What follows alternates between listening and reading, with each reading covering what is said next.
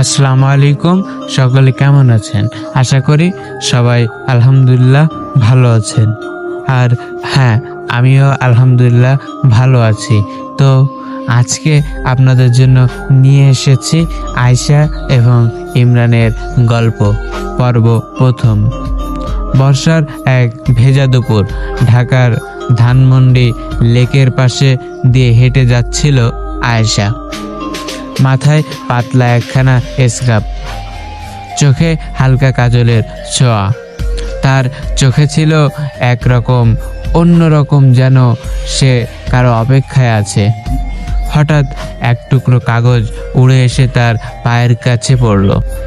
কাগজটা তুলে নিতেই, সামনে তাকাতেই সে দেখতে পেল ছাতা হাতে এক যুবক, সাদামাটা শার্ট, চোখ বুদ্ধিদীপ্ত দৃষ্টি। সে এগিয়ে এসে বলল, সরি, এটা আমার নোট, ধন্যবাদ, আপনি তুলে দিলেন।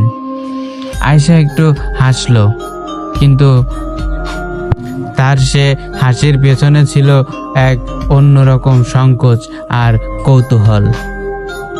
আপনি কি কবিতা লেখেন? আয়েশা প্রশ্ন করল, কাগজের লেখার দিকে ইঙ্গিত করে। ইমরান বলল, হ্যাঁ, মাঝে মাঝে লিখি। আপনি পড়তে চান? তখনও দুইজনের নাম জানা হয়নি, অথচ যেন কথার মধ্যে তৈরি হয়ে যাচ্ছিল এক অদৃশ্য বন্ধন।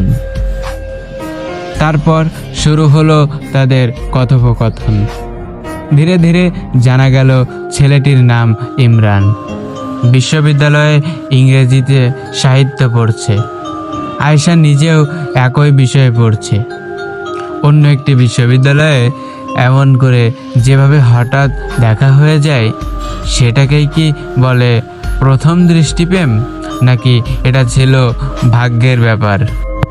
আয়েশা ও ইমরান দুই ভিন্ন জগতের মানুষ, কিন্তু মনটা যেন এক সুরে বাঁধা। এভাবেই শুরু হয় তাদের গল্প। বন্ধুরা, আজকের পার্ট এখানেই শেষ। পরবর্তী পার্ট পেতে হলে চ্যানেলটি সাবস্ক্রাইব করে রাখুন।